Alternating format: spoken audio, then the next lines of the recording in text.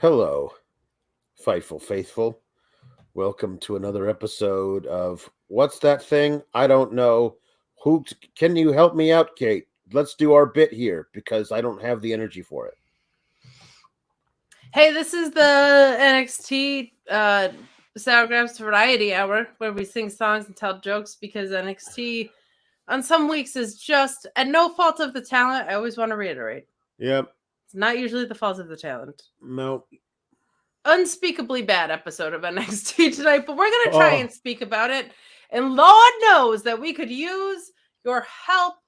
Please send in those super chats. Send in those humper chats. Please send us songs. Send us impressions to do. I didn't even want to go there because I didn't want to.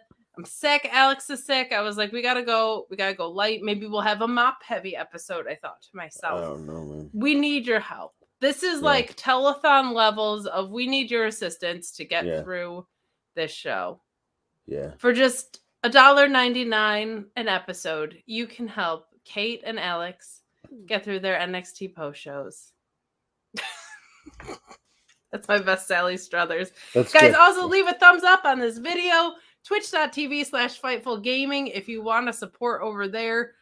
I don't know if there was like a minute of this creatively that I was like, that's awesome. No, I don't think there was. Maybe cleaning puns because I was trying to get mops worked in. Yeah, I don't really have an interest in mops.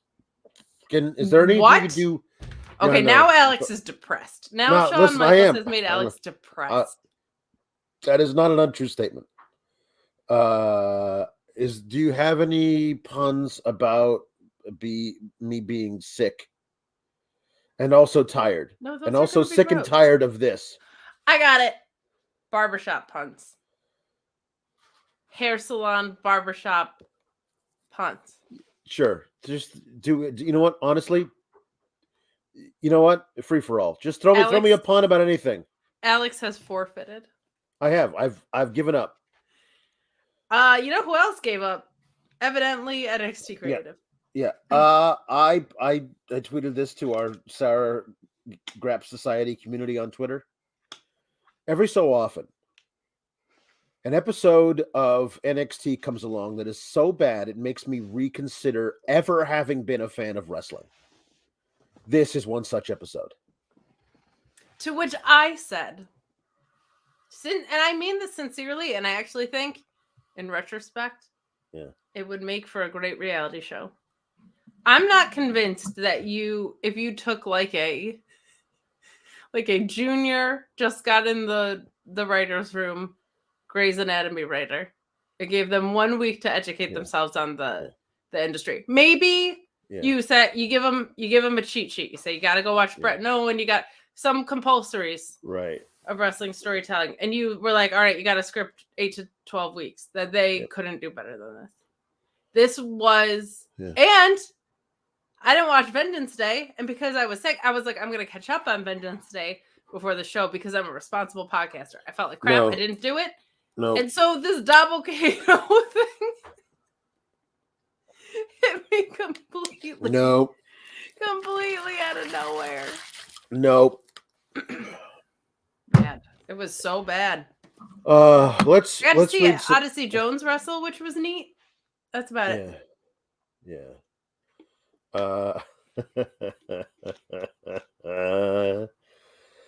Chi-Town Spurs and CO had and Tom LaValle had a conversation via super chats that I just wanted to go ahead and say this is good. Chi-Town Spurs says, has anyone checked if Isla weighs as much as a duck? Otherwise she's not an actual witch. And CO says, like an actual duck or Duck Hudson?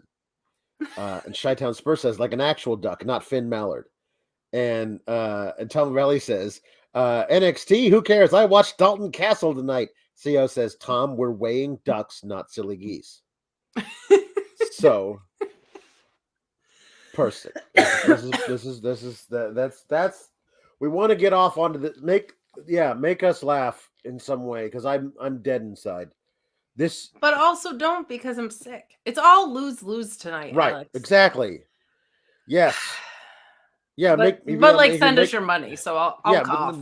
I'll cough. Yeah, send us your money. Yeah, sure. It's this episode has robbed me of joy. Just the capability of feeling joy. You know, when on The Office, Michael Scott goes, "You are a thief of joy." Yeah. I feel like that's you to Shawn Michaels right now. Yeah. Jake Salazar says, "Thank God I get all my NXT info from y'all."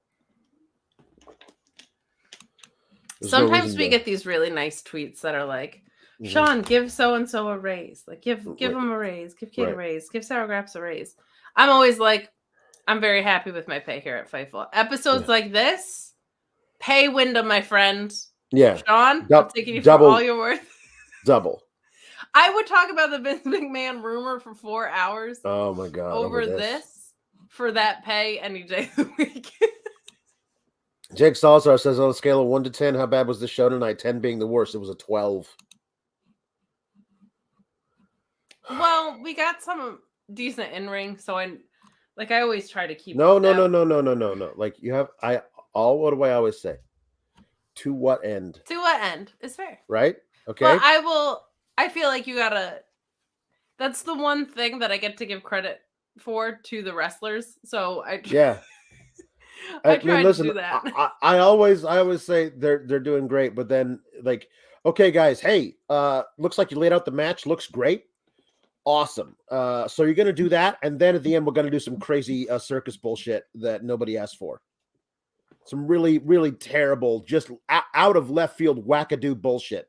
That'll be the finish. Okay, cool. And sorry, that to me, that negates so much of what happened before. Not on the wrestler's fault. But remember on the wrestler's when fault. Walter tapping was like the worst thing you've ever seen? And now wouldn't you just...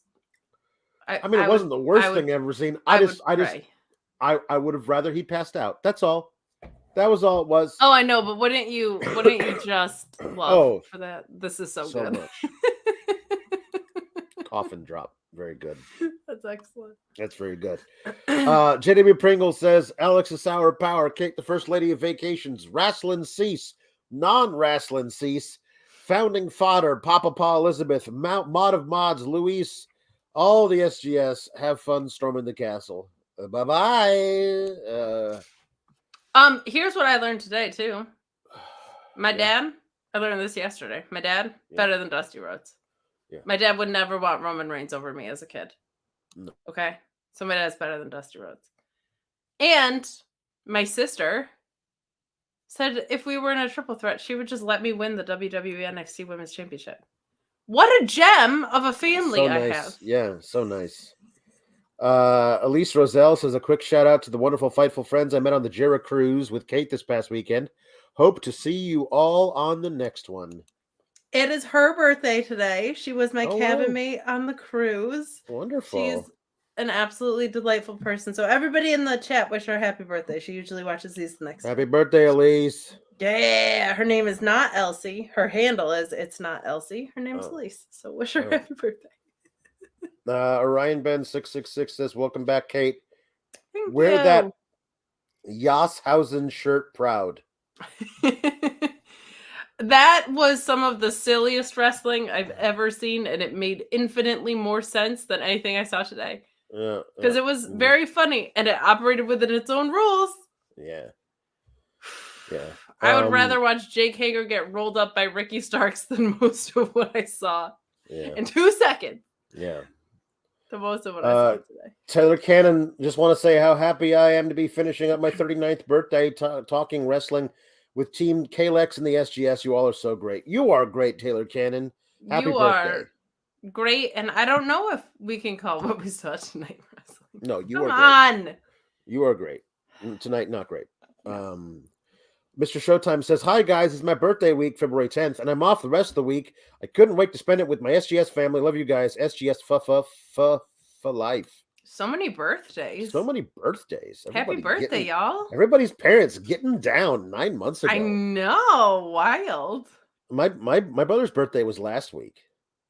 Happy birthday to your brother retroactively. And apparently my parents got down 9 months ago. I guess so. I mean, that's the way it goes. As this is the way it goes. Henry the Casey says, Sour Graps, thank you for doing this show even while you're sick. It's been a tough one this week, and you both play a huge role in bringing happiness into the Sour Graps community. Henry the Casey, we love you too, and everybody's had a tough one. I've had a tough one because I can't breathe through my nose. I'll be honest, I had a great week up until I got sick. I was crushing it. However, tonight it's just not fun to watch this wrestling if we don't have our silly community here, because it wasn't very good. So thank you guys equally as much.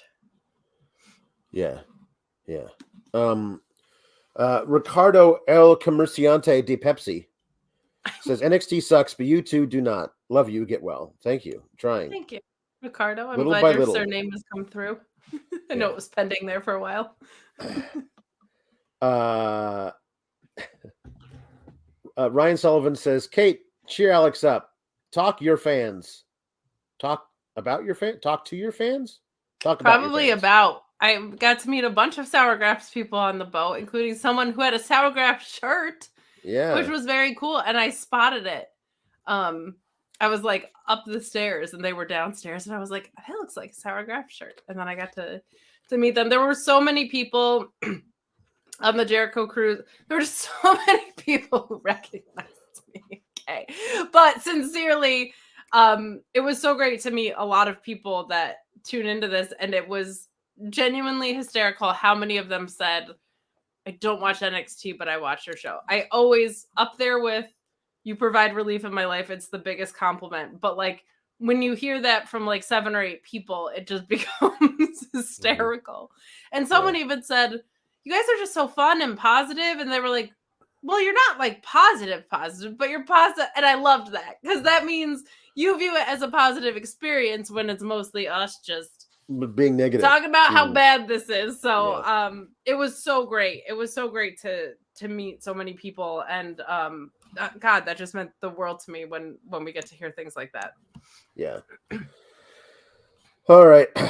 Jack Salazar says, you mean a pun for all? I do. Chi-Town Spurs says, that was so bad I don't even want to do puns. Well, too bad everybody else is doing it for you. Orion Ben 666 says, Roxanne hair part. I don't know if I get it. Roxanne hair Parres? I don't know really sure what Jake Salazar says hair part I would have gotten. You know what I mean? Yeah. But this is Roxanne. Yeah. Roxanne hair. Yeah, because she was just Roxy too. I was like, is it her previous name? But I'm not sure. I don't know. Any clarification? Jake Salazar says JC Genetti, which is a good reason to talk about that. We've got like 3 tag teams. What should we do? I don't know. Why don't we split them up? And the other, it's fine though. We'll replace it with a witch and her minion. So it'll be fine. You have no women's tag team on either roster. Yeah. What the what? JDB Pringle. Illness puns. NyQuil Rose. And this is a barbershop pun from Orion Ben 66. Bad luck fade, as in fade. Bad luck fade. Well done. Ricardo says Grayson Walmart, which, like, honestly, that's a free for all. You go ahead. There you go. This is a good one for sickness. Chris Pereira says Scott Halls. That's very good. Mr. Showtime says Triple H. Achoo.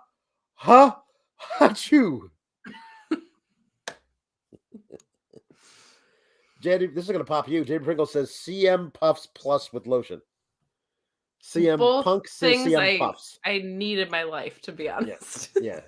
Tom LaValle says Tryon Pillsman Jr. That's very good. Jake Salazar says Sinus Guevara. Man, there is a war going on in my sinuses. So that's Sinus Guevara. That's all I can think of is his intro.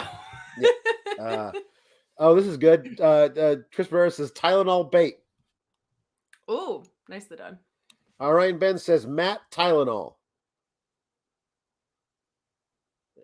Matt. Am I missing Matt? Who Matt am I Taven? missing? Maybe. Matt. Not wouldn't be Menard. There's a lot of Matts in wrestling. Yeah, there is. There's too many. Diarrhea Mysterio, says Jake Salazar, which is actually just who he is. Yeah.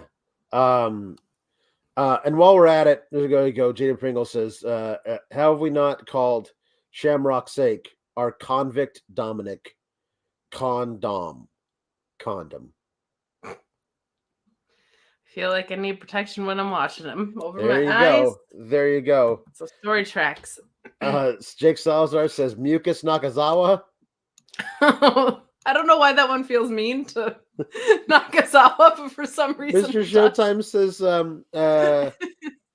Luis Villarreal said in the chat Katie Vicks. Katie Vicks Vapo Rub.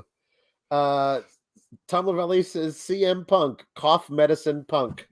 Oh, I knew I loved that guy. This is a really good one. Jake Salazar, John Amoxicillin. John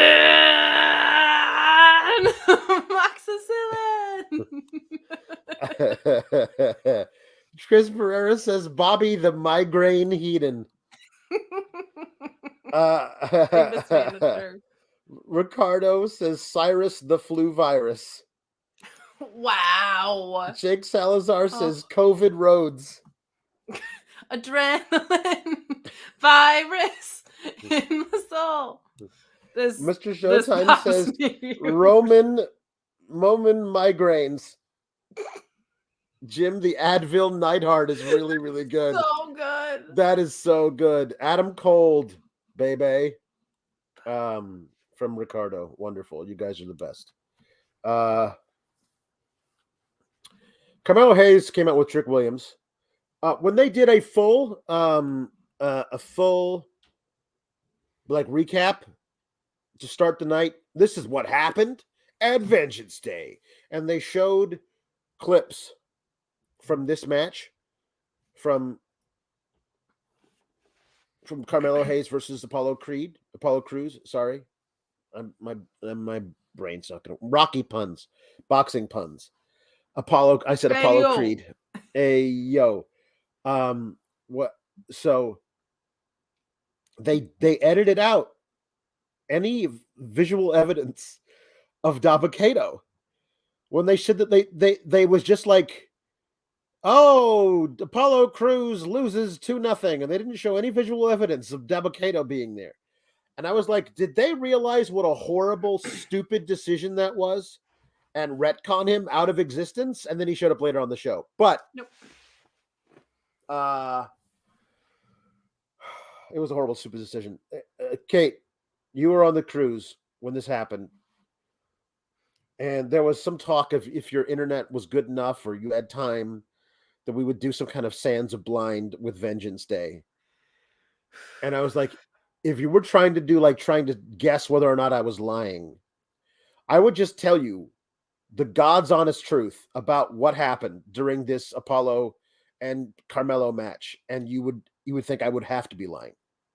I would have rolled my eyes at you and been like, Alex, I know it's the first time we've done this in reverse, really, but like, you're not supposed to make them that obvious. Like, right. I would have laughed you out of the room. Yeah. What? Like, even if you want him going around doing some things, like him coming back to NXT makes no sense to me. No sense to me. You know this guy's capabilities at this point. Yeah. You know his limitations at this point. Right. He's probably best served as someone's heavy. That's about it. I don't know. I know story-wise why you do this. Because a Dabba-Kato NXT run? No, I mean, like, he's obviously been brought back and attacked Apollo Crews, so they're gonna go ahead and have Apollo Crews feud with. This is what you're doing with Apollo Crews. You know what I mean? Apollo Crews versus Dabba-Kato is a standard deliver match. They think that. They think that's what this is. They think we want it.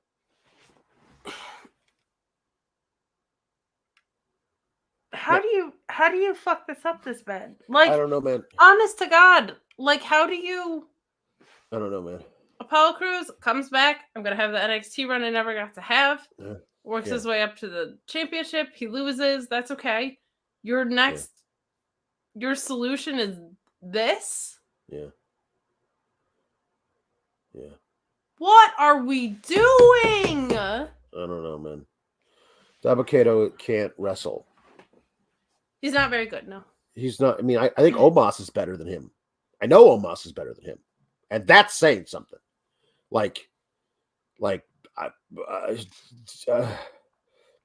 Anyway, they do a bit where apparently Carmelo isn't allowed to say some of his mellow catchphrases because Carmella went on social media. Yeah, I really liked that. But like the crowd didn't respond to it at all. They were very weirded out by it because they're not terminally online like we are, and they didn't actually acknowledge it, like talk about it. They just said, let's come a couple of my catchphrases in a very organic. Let's bring it up. Hey, Trick, I'm going to say some of my catchphrases. All right, why don't you go and do that? I will. And then he starts, and it gets cut off a few times, and the crowd's like, what's going on? Because they didn't even they love to pull up all the Twitter shit. They didn't pull it up at all. Like, and that, by the way, looked like a very like fun and playful interaction. Carmelo was just like, Mella's money was my thing. Like, I'm back now was how I took that. Was like, I'm back now. Go get your own catchphrase. And he was like, well, I have so many. And she was like, yeah, use them. Like, it wasn't like actual heat. So they should have just pulled up the tweet. That's it. It would have been real fun. Yeah. Anyway, he gets interrupted because he says he's going to go after Braun Breaker. He's going to beat him up. And he's going to be the champion. And then JD McDonagh shows up and says, "Hey, I know that I've lost most of my matches here in NXT, but that doesn't matter because I'm gonna break your arm off and then I'm gonna shove it up his bum." Like I don't know, man. He could have just said like, "But that doesn't matter," and then just been like, "Am I right?" Yeah, right. He doesn't say. He just comes out and says, I think I'm the best. You're not the best. I'm the best. Don't let my win-loss record speak for me." But anyway, they agree to have a match later. And the only good thing that happened on the show happened during that match. We'll talk about it when we get to it. Kiana and Henley are walking around backstage, and this is so funny because this shit happened 3 days ago, right? And when the conceit has to be that this was never brought up prior to this moment on camera 3 days ago. Hey, Kiana, I watched the tape back of our match, and you cheated. You held her feet down. That's not okay. I am bringing this up with you for the first time now, 3 days later. And it's even worse when it's a week later. Like from Raw to Raw or SmackDown to SmackDown. But at least fine. There's I was like, hey, what does it matter? It doesn't matter that I cheated. It matters that we're champs. Don't you love being a champion? Yeah, I guess I do. However, there's another thing we got to talk about with cheating. Hey, you got to tell Brooks, who was on the phone with you? Nobody was on the phone with you. We've been over this. No, I think there was somebody on the phone. And if you don't tell him, I will. Oh, whatever. And they walk into a giant surprise party, which means they're not going to be able to actually talk about this thing. These are better when they watching the like, hey, I wanted to check out this. Hey, what was that kind of thing? Like, right. If you're going to have it be a week later, at least have it be in real time. Yeah. This is dumb and was also the first that I had found out about the NXT women's titles. Yeah. So the thing that I talked about with Cardoza about on the Vengeance review is that the former tag champs. The number one ranking tag champs of all tag champs, the TikTok tag team, have had longer reigns than anybody on the main roster or NXT. They've been champs for like six months. Their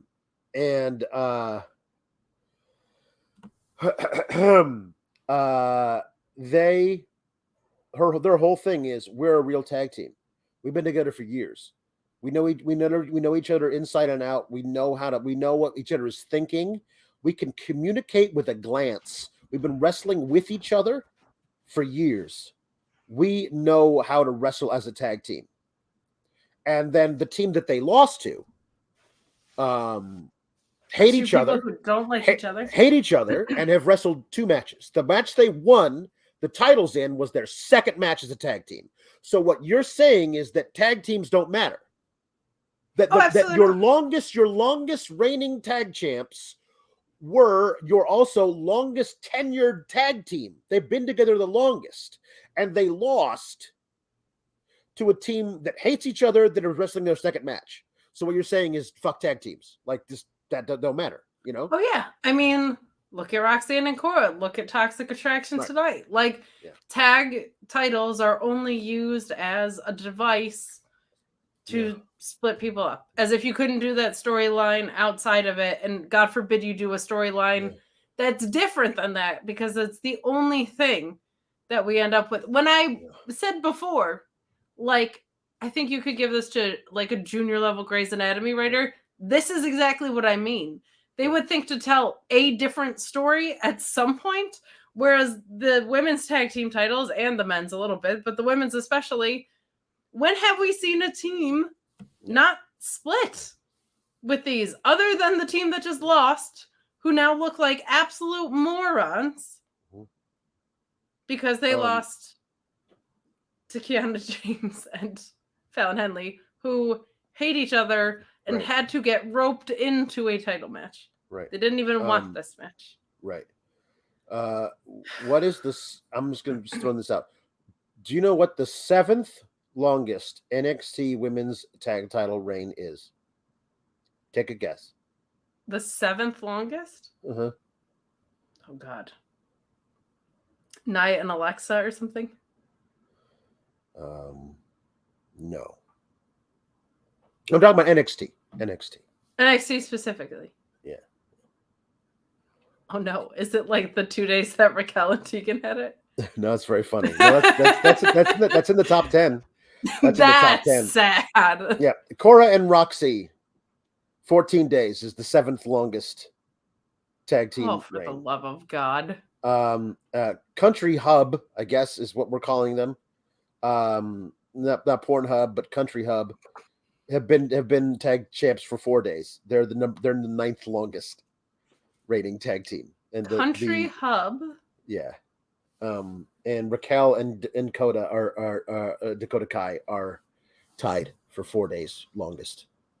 And we could just be calling them Cowgirl Style, but yeah, it's true. It kind of checks both boxes in that way. Yeah, and, hey, you know what? If there's a lady in your life who says, I'm happy about this tag team Cowgirl Style. I enjoy Cowgirl Style. I think Cowgirl Style is great. I think they're in a great position. Yeah. You might want to be prepared for such an event, because they might be talking about wrestling, but they might be talking about something else, Alex. Yeah. And you're going to want to be able to deliver a championship-winning performance. Your penis is soft. Let me help. Not like that. Bluechew.com. Code FIGHTFUL. Bluechew brings you the first chewable with the same active ingredients as Viagra and Cialis, but it's ready when you are, or when you're not. It's not about having a problem. It's about having that performance, that excellent performance, that confidence. Fill out their online questionnaire. You work with an online physician. You won't have to wait in line at the pharmacy or the doctor's office. It's shipped discreetly and directly to you, and you get that first shipment free when you use that code FIGHTFUL at checkout. You want to be confident, don't you? You want that pay-per-view, that main event performance. Don't let yourself or somebody else down. Use Bluechew.com and the code FIGHTFUL. I forgot that the 8th longest tag title reign in NXT history is Roxy by herself. 7 days that she held the title after Cora Jade dumped it in the trash. So a top 10 longest reigning, and the belts haven't been around all that long, right? No, they haven't. But my God. There have been 11 total reigns. Yeah. And number 8 is Roxanne by herself. Yeah. Just going to go ahead and close the old DMs there after that segue as well. Yeah. All right, great. Chi-Town Spurs says, I really love that they give the women so much time. But man, some of these promos make Anna Jay look like Daniel Day-Lewis. It's bad. Like, we're going to talk about the TikTok tag team and Roxanne promo battle backstage. It is. They do not give these girls a lot of stuff to work with. I know most of the stuff that they give them is all like, here's what you say it. And the stuff is not great.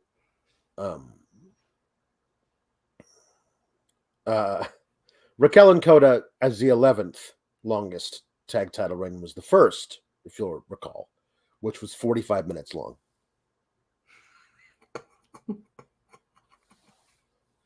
Yeah. Oh no. That's good. So at the party, yeah, we'll talk about that later. But anyway, Double Vest in the beach, throwing them a party, and it's hey, don't you have anything to say? Thank you for this party. My vote is that the person who was on the phone with her was her brother, and I don't know why then she won't just say the person who was on my phone was my brother. So I don't know. We'll figure it out when now they're tag champions, Alex. So what the hell are we doing? Like, I don't know. It's a waste. Fallon Henley doesn't believe her, right? No, like, nope. So what are we doing? But she does like being a champ. Not enough to like she says to like Kiana, like, we're gonna give him a rematch, right? And Kiana's like, maybe, I don't know. And it's I don't know. I just don't know. It's just weird that giving them the titles makes the story worse somehow. Right. Like, because a face should have to want to win them the right way, right? Yeah. Yep. So what are we doing? No. Zoey Stark and Sol Ruca had a match. Sol Ruca is really special. She really is. She really, really is. Yeah. Yeah.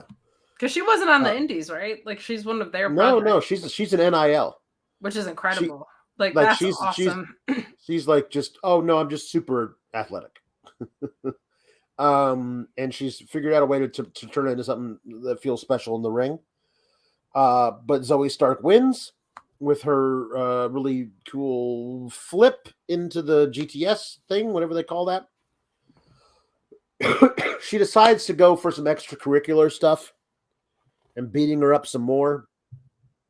And the thing that she decides to do to beat her up is to pick her up into an atomic drop position and then run her forehead into the top turnbuckle in multiple corners. And the third time she tries this, Sol Ruca puts her feet up on the second turnbuckle and then flips over into her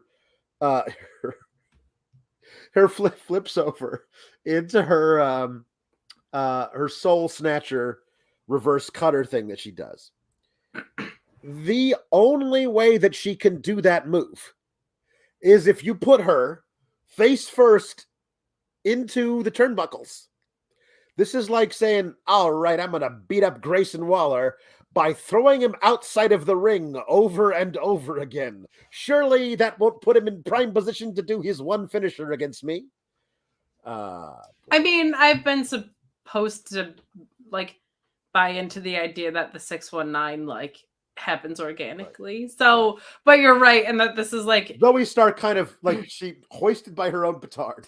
That's what, yeah. Like it's a little too, and they should make a really big deal out of Sol Ruca's finisher. It's awesome, right? Because that's like she's great in other ways, but they've gone so heavily on that. You're like, isn't that like the one thing you should be real prepared for? Zoey Stark's like of anything in her arsenal, you should be super prepared for specifically that exact one thing.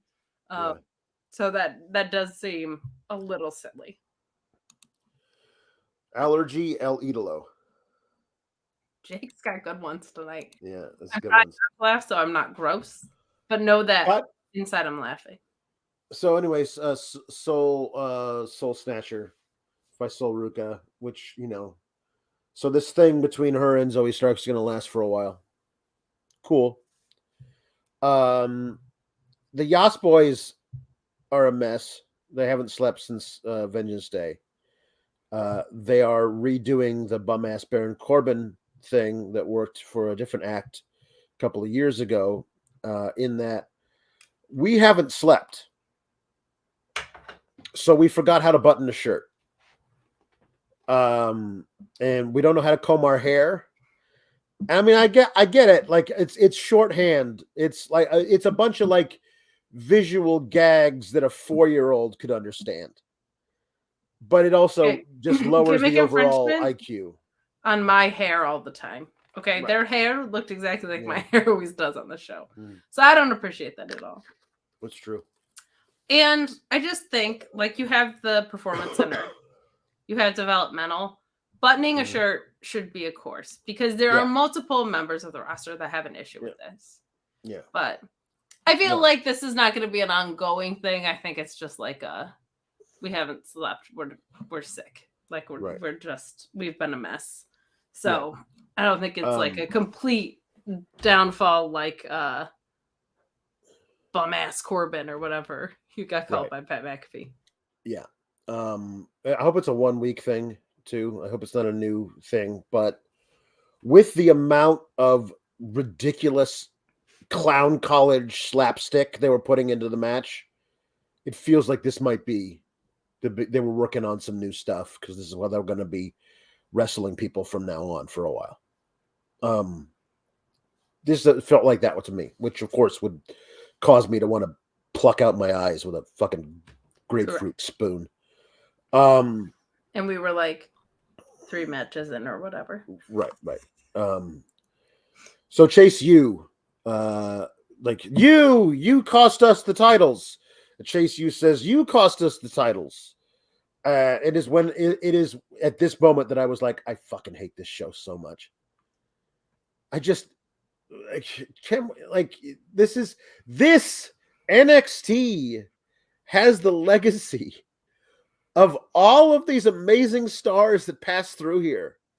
Like, if you forced those stars to do this shit, they wouldn't be stars now.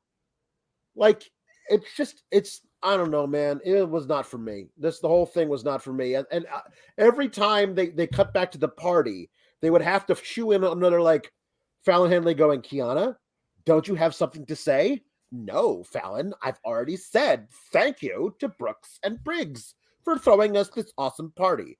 That is what you meant for me to say, right? No, Kiana, and I think you know that. Every time. It would make no, we got it. We got that part of the storytelling for tonight. You don't have to do it over and over again, I don't know what you're talking about. This is how women talk to each other all the time. You're right. I forgot.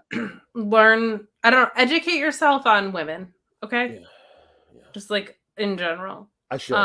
You're totally right. I should. I also yesterday I said, if Cody Rhodes starts off every promo with, what do you guys want to talk about? I was going to lose my mind. Yeah. If I hear champagne wishes and caviar dreams about Briggs and Jensen, yeah. Come on. Yeah. Even what's his name was like, all right, Booker, let's rate it in. He was like, well, they seem more like a whiskey shot at a dive bar type or whatever. I was like, you can't keep saying champagne wishes and caviar dreams. Just like in general, never mind about these guys who I don't think have had a champagne wish in their whole life. Anyway, so Chase U and Yas Boys is made for a match for later tonight. Guys, leave a thumbs up on this video. We're so sad. Bronchitis breaker. That's real good. We've got a COVID rose before there, Jambeer. It's really good though. Adrenaline. The Motrin City Machine Guns. Wow. From Christopher Motrin City Machine Guns is excellent.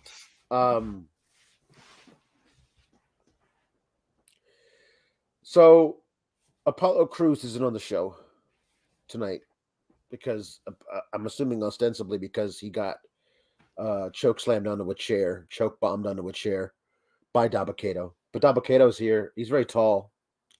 And as Ricardo says, Dabba-Kato got a new jacket. So jacket time? It's a different jacket.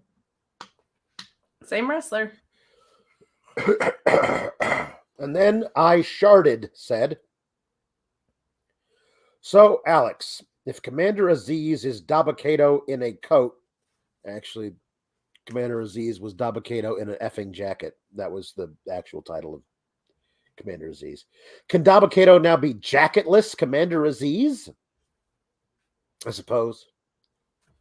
And then he says that Big Strong Boy is a horrible nickname. It is what someone calls a 3-year-old child that carries in the milk all by themselves. Which is true. We'll talk more about that. I don't know. I kind of like it. I don't know why. Hey, you're not wrong in that that's what they would call it. But... I mean, I like the nickname, but you're correct in that is also accurate. What you call that thing. Yes. Agreed. So Mustafa Dabba-Kato, that's good. That's good. Dabba-Kato defeated Dante Chen, and Luis says, we're at 69 puns. No more! Or 100 more. Or 100 more. You never say no more. You say exactly 100 more. Exactly 100 more. No, I'll be honest, Alex, I don't feel great. I'm not trying to break any Super Chat records. Let's get going.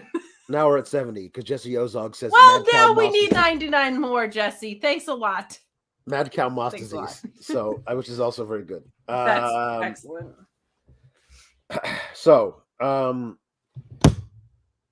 Dante Chen had a whole vignette about how he had his first match ever and his father got to watch it. And then he got hurt. And during his rehab, before he could come back and have his second match ever, his dad died.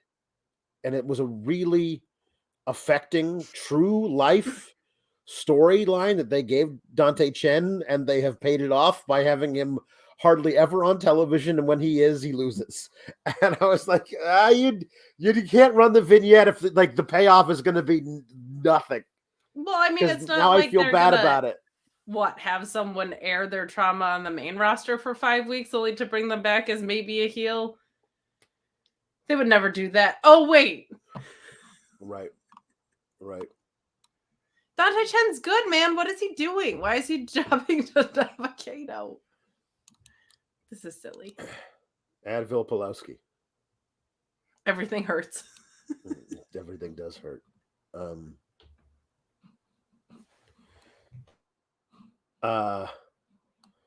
So Dabba-Kato, I mean, Dante Chen gets in a lot of offense, but Dabba-Kato just hulks up and picks him up and, hits him with the choke bomb. Of course he does. Then why have someone from Level Up in this spot? Right. Quinn McKay interviews Dabba-Kato. Was like, why did you attack Apollo Crews? Crews knows what he did, so that's why I dropped his ass. And then Booker T goes, oh boy, that's how it is out on these streets. And I'm like, I don't know, man. That's how it is in the parking lot. I don't know. I don't know. So, also, why did you beat Dante Chen? Right. I don't. Yeah. That's just mean. Yeah. The one thing we know about Dante Chen is he lost his dad before his dad could see him wrestle a second match, and you're like, that's rude. I know he's a heel, but still rude. Okay. Well, there's a lot of these puns here, a lot, and I'm gonna have to go through a bunch of them here. You guys are great, but if I'm gonna do that, I might as well do it in a funny voice. Mucinex jaundice flu shot. I don't even know what is that. MJF. Oh, wonderful. Mucinex jaundice flu shot. Fantastic. The illness himself. Chris Mueller says, this'll date me. New princess of Staten Island. Do you remember New Prin? I do. Little yellow different. I know what else will date you, Chris Mueller. Probably Linder. Well, listen, my Normus gets there first. Who knows? I mean, honestly, I'm not dating anyone with the state that I'm in. Matthew Plus says Kenny Omega 3. G Bro says Linda's questionable cold remedy. It's just garlic. Lots and lots of garlic. And ginger. You know what? She used to swear by the hot toddy, though. You did. You would be like, I need my decongestant. Give me a Sudafed. And then in the evening, yes, I want my little hot toddy. Yeah. Mr. Show. Hot toddy. Almost husband number 9. Almost. Yes. His name was Todd. We called him Hot Toddy. Of course. Mr. Showtime. Carmelo Hayes fever. Jesse Lavery says Ricola Flair. Ricola. Whoa. Matthew Plus says prescription. Insert clever Tegan Knox pun says Tegan nauseous. That's very Tegan good. nauseous is very good. Force of Will says X Paxlovid. Laying the SmackDown Wrestling and Sports says Nia Vaxxed. Well, actually, she didn't. She didn't, and that's the problem. Jake Salazar says influenza inove. Ricardo says take chicken soup. Oh, like our precious Takeshita. Yeah. Matthew Plus says Carmelo Tonin. That's what most of his chats are. Am I right? Thank you for the money. Jake Salazar says Fever del Sol. Matthew Plus says Ahmed Johnson & Johnson. Jake Salazar says Claudio Conjestignoli.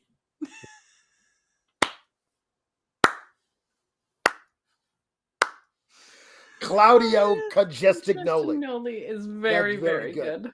Ricardo says Matthew Puffs Plus. Jesse Lavery says Flem Balor. Wait, what was the Matthew Plus one? Sorry, my brain. Matthew Puffs Plus. That's very good.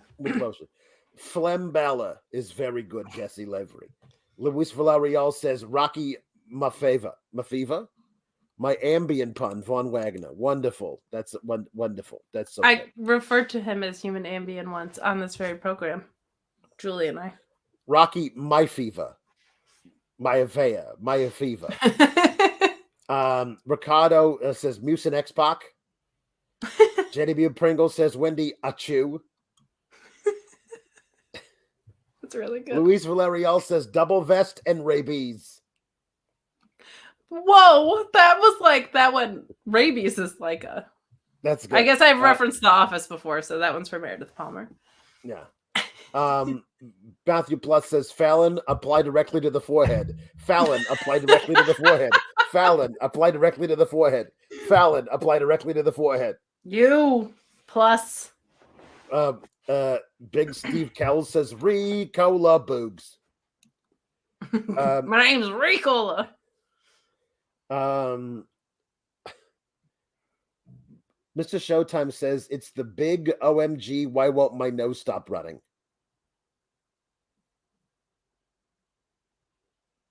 The Big Show? I think so. It's the big. Oh my! I don't know, but thank you, Mr. Showtime. Maybe I'm missing it because my head's so clouded with, of course, the Sudafed. Beats on the deliveries. Jake Salazar says Sudafed Nakamura. Sudafed Nakamura. Big O. Like Kevin Owens. Well, it's the big O. I don't know. Tom LaValle says House of Black Death. Bloody Matthews. Henry T. Casey Yours are violent. Says, Bobby Polio Patient Zero Fish.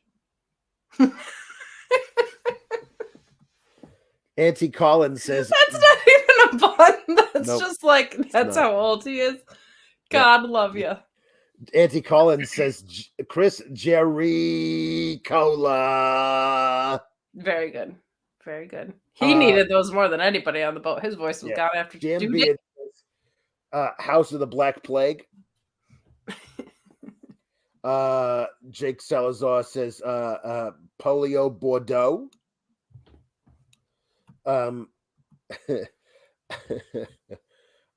Instead of Ivan Koloff, Matthew Plus says Ivan Zoloft. Admittedly, he's had some good ones tonight. Yes. I'll deny I ever said it. You could go back and watch. Still. JW Pringle says Whooping Cross and Scarlet Fever. CO says Brutus the Barber Beefcake. Well, see, that's back on the hair puns. I feel like we've gone away from those, but thank you. We did say it was a pun for all. It is a pun for all. But they just leaned into one direction. Everyone kind of did. It's true. More organic than anything that happened on the wrestling programs. That is true as well. Jam Beard says God's favorite champion, Mumps. Jake Salazar says Tetanus Paxley. Tetanus Paxley. Chris Pereira says Sepa Colt Cabana. Boom, boom. Sepa Colt Cabana. Nick C says Liv Motrin. Not Liv Morgan, Liv Motrin. Take me. Jam Beard says Deniavax, as Kate calls it. Measles is money. Chicken pack. Horse, girl, hoof, and mouth disease.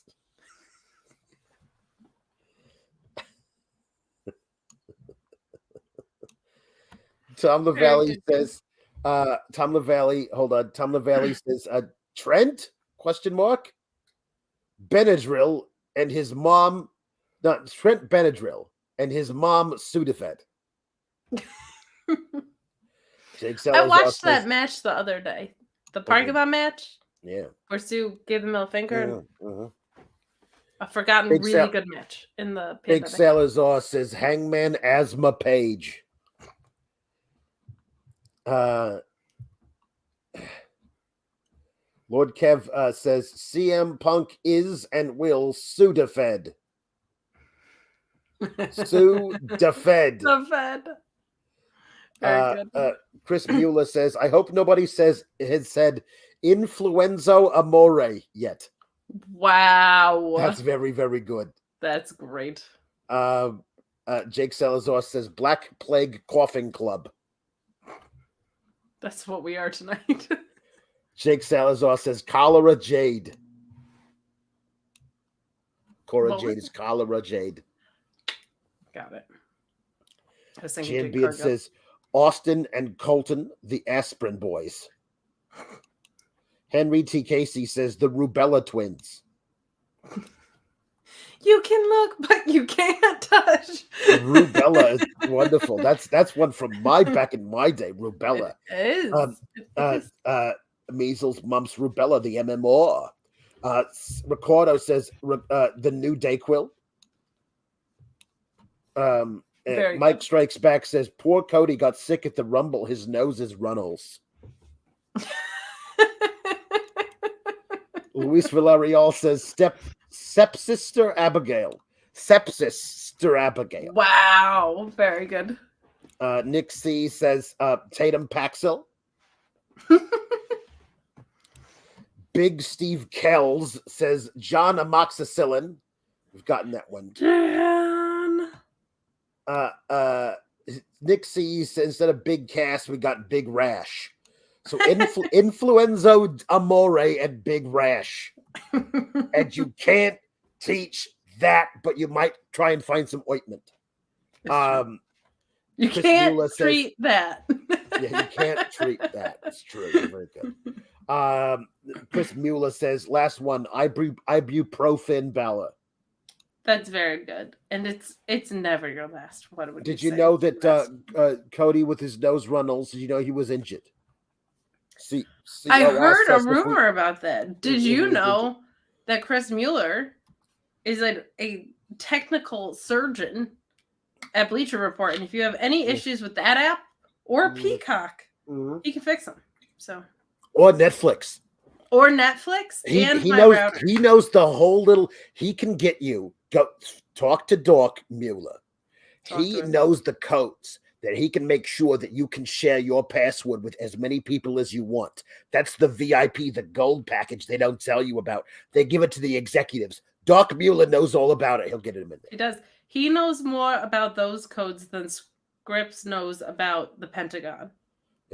Which is a lot. Which is a lot. Chris Pereira says vitamin Cena. Jamie Pringle says Robitussin Van Dam. Matthew Plus says Mercedes Monestat. Shout out to the women here from Matthew Plus, he says. That's so funny and gross. Chris Pereira says Dyma tapped out. Wizard of Smoke says Robitussin in my soul. I have got a runny nose. Crushed it. Matthew Plus says Scott Halls. We've gotten that one. That's a good one. Jesse Ozog says Influhausen and orange flavored Cassidy syrup. Orange Triminic. It was like a treat. Dyma tap out also from Tim Beatty as well. Very good. Jared says Diabetes Valkyrie. Taya Valkyrie is Diabetes.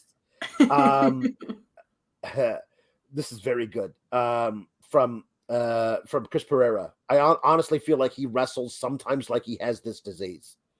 Hepatitis. At least it would explain. It would. Jambeard says Tylenol Dillinger, a.k.a. Sean Scabies. A perfect Tylenol. Izzy05 says Carmelatonin. Paul Elizabeth says Toxic Shock Intraction. My dad had such a good one last week, but it didn't go through. Oh, no. But when we were doing cruise ones, he said, you people. Like, you people. Oh, that's people. He does pretty good for someone who doesn't watch wrestling. Gotta say. That's very good. Okay, so.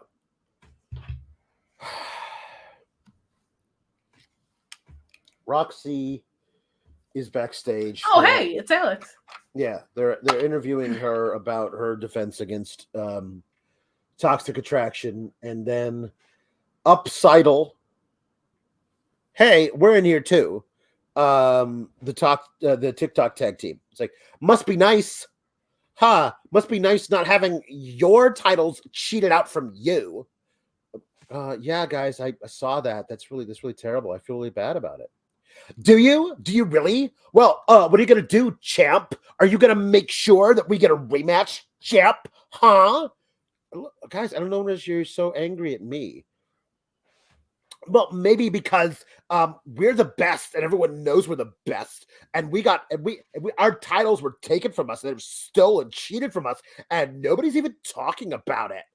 Well, guys, you don't even have any friends, Roxanne. Nobody likes you. Everyone hates you, Roxanne. Like, wait, I thought that wasn't the TikTok tag team the baby faces up until right now. They sure were, Alex. Aren't they still, because they got cheated out of their titles? They sure are, Alex. Okay. I just want to make sure because Because this was some lazy heel BS. Yeah, it really it was. And they were like, you don't even have any friends. Well, maybe I do. And this is the thing is like, at this point, Roxanne can no longer have a one-sided regular conversation with people who are talking like this. And so she decides she has to fight fire with fire. It just says, I do have friends. I'll prove it. Next week, I'm going to go call one of my friends and they're going to show up and we're going to have a tag match next week. All right, bye. And that's literally how both of them talk. And I don't understand why. If I was Roxanne, I would just be like, why is any of this my problem? Yeah, I don't understand. I didn't cost you your titles.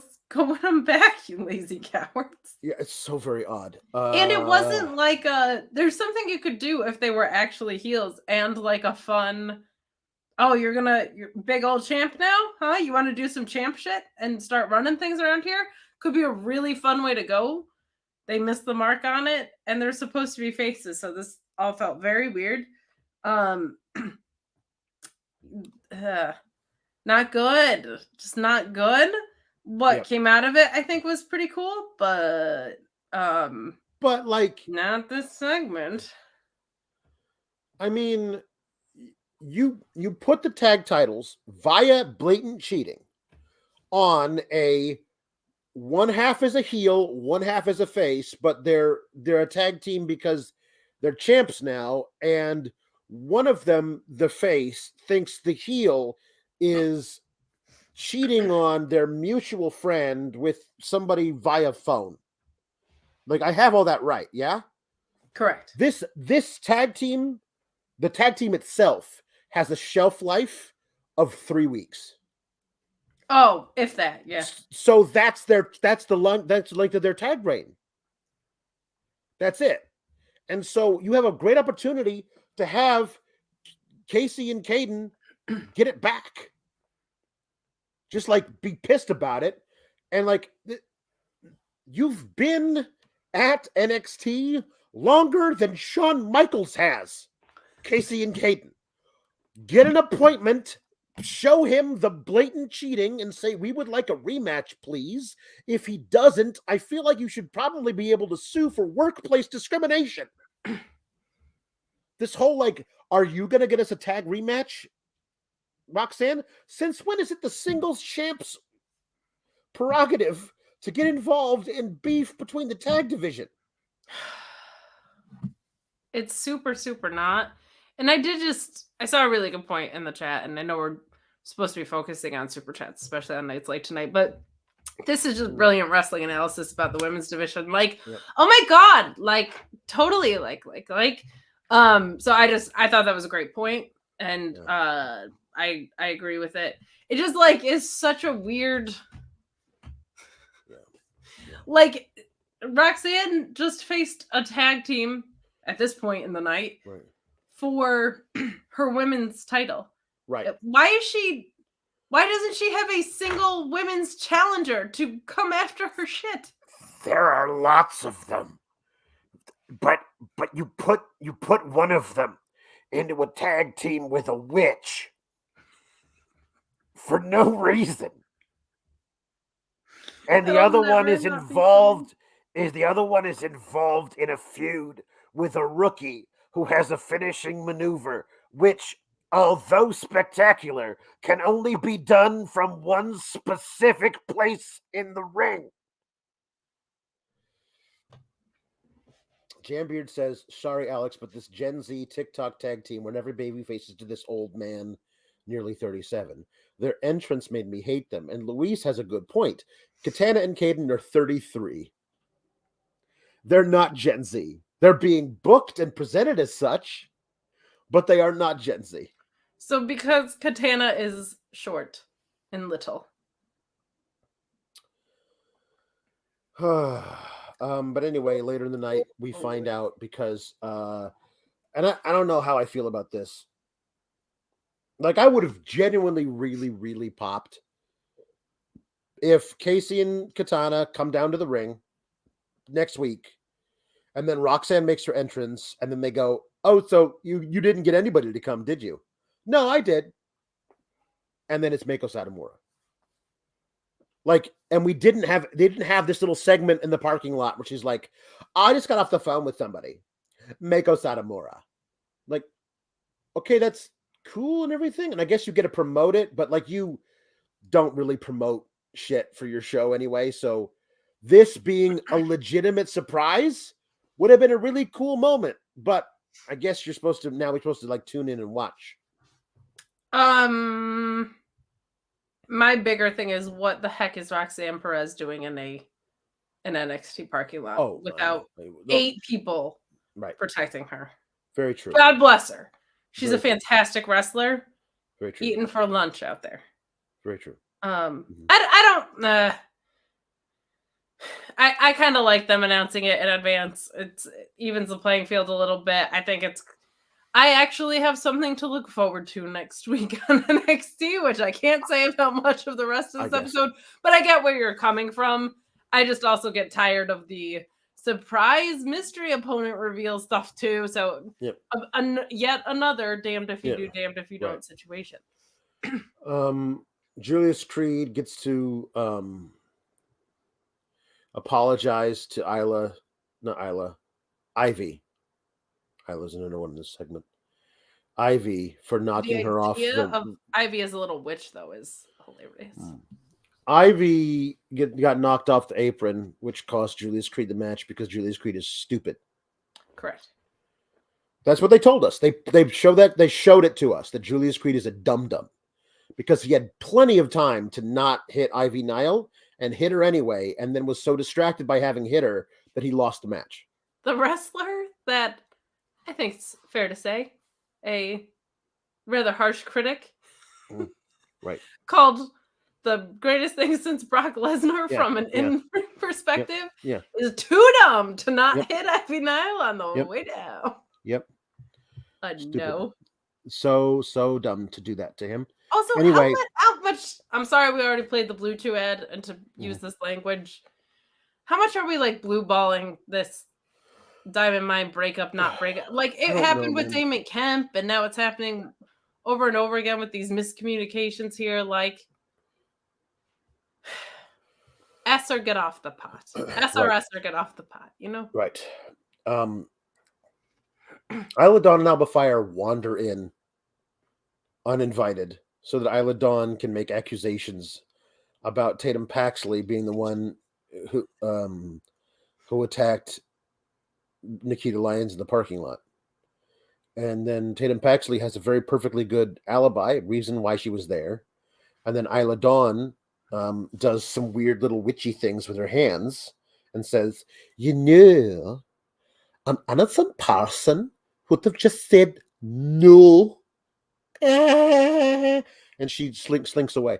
And Alba Fire, Kaylee Ray, the longest reigning NXT and UK women's champ, like 600 days. Like I don't know, probably longer than all 11 women's tag team titles combined. Probably. How about that? It was such a long. It was an amazing reign, and she's playing second fiddle to, like, I don't know, like a little witch, a very good witch in the ring, but a little witch. Right, she's like she's a Halloween costume come to life. I mean, it's just, I don't know. Like, I think she's really good at it, but like, there's so much spooky bullshit that everything kind of bleeds into one another, and like, it's so hard for new things to rise above all the muck that's already there and stand out. It just feels like you're adding more spooky bullshit on the already giant pile of spooky bullshit. And it's not even just spooky stuff. I was thinking about this earlier because I think she is really good at it. I think she's one of the better ones. There's just there's nobody that's really grounded in reality except for like Ilya Dragunov. Like that's it. Like nobody else on the show is kind of just a wrestler. So it's not only are you like trying to clear above other spooky shit, it's like you're trying to overcome a whole world full of gimmicks. When it's not contrasted against a reality-based product, that just makes it like pretty rough because it's like, what are you gonna do? Put her up against Chase U? Like when you have stuff that's that gimmick heavy, the spooky stuff has nothing to contrast. No. And then when Isla Dawn and Alba Fire leave, Paxley turns around and Brutus is like, if you, and I'm paraphrasing here, if you blatantly attempted a horrible assault on a coworker and caused her to go through a huge season-ending knee surgery that will put her out for a year and lose a year of her career, if you did that with malicious intent, you should just come out and tell us. And Paxley's like, no, I didn't. And Julius and Brutus are like, I think she probably did. Why do you? This is a person who's supposed to be your friend. Why are you doubting her? And Ivy's like, it's okay. It's okay. It's okay, Tatum. I believe you. But Brutus and Julius definitely do not. It's so very weird. Also, really, Meet Normus? Right before Valentine's Day? You're better than that. The appropriate response. Well, you should be telling Belinda. It's too late. I already saw. Girls, look out. Normus, you were almost my next meet. And no more.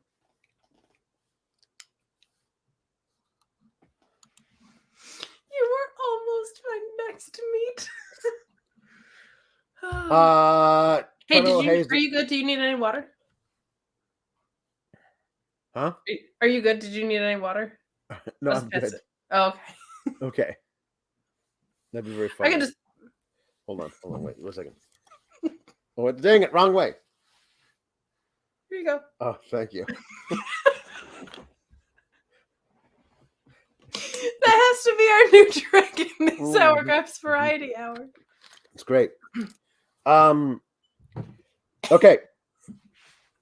Carmelo Hayes defeated JD McDonagh because Ilya the Mad Russian came back. Now, yeah, he did. Ilya Dragunov is back, and that's a great thing.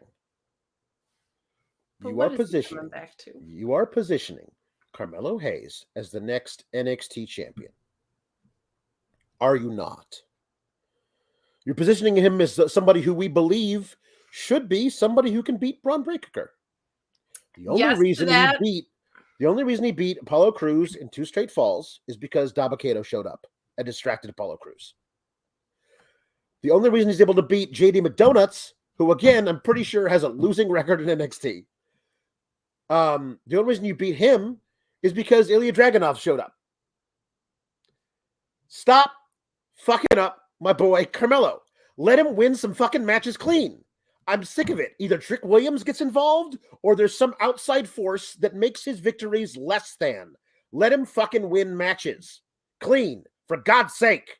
He's a great fucking talent. I believe he should be the next NXT champion. He should win matches clean to get there. I agree, but maybe they think he's the next Roman Reigns and doesn't need it. Also, yes, we are. No, I agree with you. He needs to, especially I hate it when you have a character who,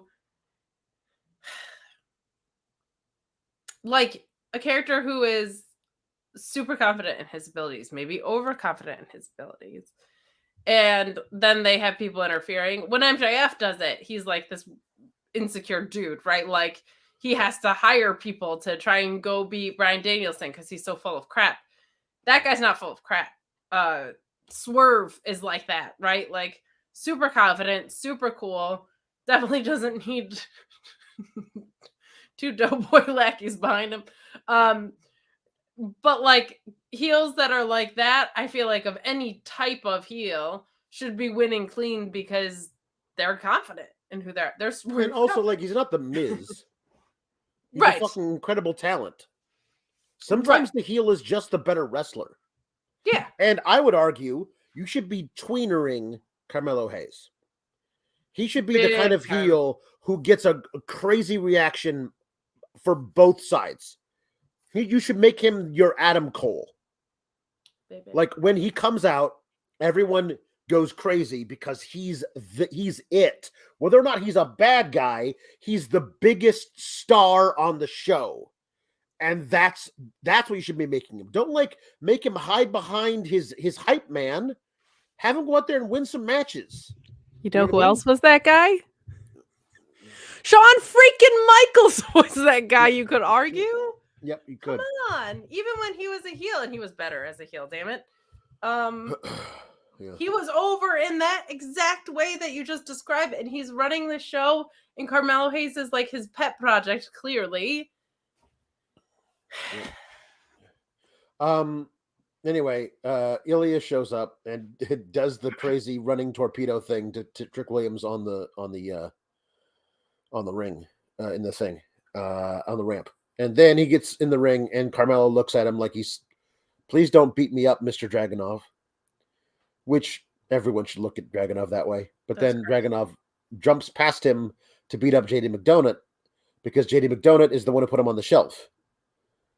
And obviously, I don't know why Carmelo thought he was here for him. He's obviously here for the guy who put him on the shelf for several months. Yeah, but when you're an egoist like that, everybody should be coming after you, right? So I get it. I let that slide. But we're gonna get more JD McDonuts and Dragunov matches. They're always good, but Dragunov should win one and move on. He's so damn great. And this is where I decided to say to Shawn Michaels, there's no more excuses. Okay? Carmelo should beat Braun at Stand and Deliver. I think Braun is perfectly fine as an upper mid-card guy on the main roster right now. The jury's out on how high his ceiling is, fully, but he's perfectly fine. He's better than a lot of the guys they got on the main roster right now. Send him up after he loses the title. Mello can face people like Dijak, Dragon Lee, whenever his visa thing works out. Axiom, Nathan Frazier, whenever he's healthy. And then this top feuds going forward are the top two guys in the entire company. Tyler Bate and Dragunov. As long as they're... Apparently, Tyler Bate said, I'm here and I'm staying. I'm going to be here. I'm not going back to Europe, is what he said in his little promo. If that's true, and you don't give me Carmelo Hayes versus Tyler Bate in a 25-minute classic... I'll sue them. Class action lawsuit. Everybody in the SGS will sign on. Yep. We're going to win that thing because they don't like to litigate. They'll settle. They'll settle and they'll give us the match. We're all going to get $15.75 because it'll be split up evenly. It'll get us 3 months of Peacock, which Doc Mueller the support will be built in. And to fund it, we'll just do a super chat show. And they'll be legal puns about class action lawsuits. Mm-hmm. Jake Salazar says, why does Carmelo Hayes shoot an invisible basketball like 2007 MVP? I don't know. Why aren't you? Because Melo don't miss. True. You know what never misses? A fake basketball. It goes in the net every time. Unless you're playing against ghosties. That's a whole... Right. It's a whole other thing. Okay.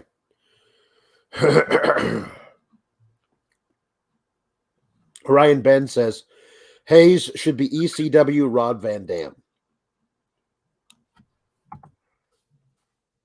I'm too young and ill-informed. I know enough. I remember more of his WWE run, which is different.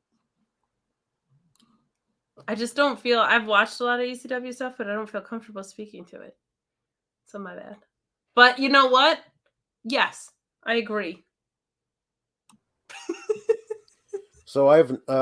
he should be. I've always been appreciative of Tiffany Stratton. Her character work. Thank you so much. Mm-hmm.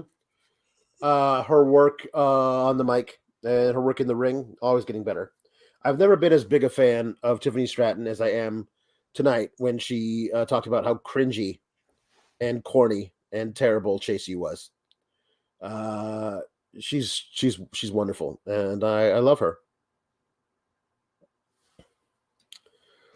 Thank you. We appreciate it. We're both Tiffany Stratton. That's right. And I did credit to Thea Hale. I did love her reaction of like, what? Why wouldn't you want to go to Chase U? Was pretty good. Because it doesn't exist. That was the only, you took the words right out of my mouth. Yeah. The only thing I was going to take is for her to be like, what university are you talking about? But I did like the Suck It reference. And I did like that she had a paper on John Cena. It's like, okay, this is. Oh, I hated the Suck It reference. That's just Shawn Michaels further inserting his own ego into the fucking show. Oh, well, first of all, I think what's very clear is that we're probably due for a DX reunion. It's been like 2 weeks. You're right. It's true. So I'm hoping that's an Easter egg, but I took it more as Kate. Oh, thank you. Yep. If Sean ever gives me lip, which is always fake, but still, I'm gonna be like, my sneezes draw money here. All right. True. It's true.